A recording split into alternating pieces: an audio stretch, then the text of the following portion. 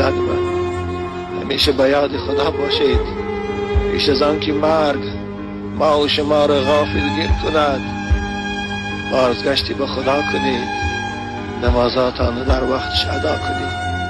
زیرا انسان عاجز است، انسان ضعیف است، در چنگال مرگ استادگری کرده نمیتواند.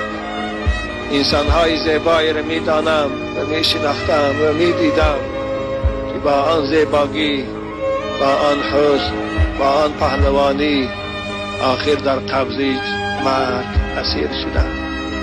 آخر لباس زیباشان مبدل به کفن شد. آخر مرکبای تیز رفتار و مرسدس جیپاشان مبدل به تابوت شد. خانه های بلند قبتشان مبدل به لحد شد. دیوان های ملایمشان مبدل به خاک خنک شد.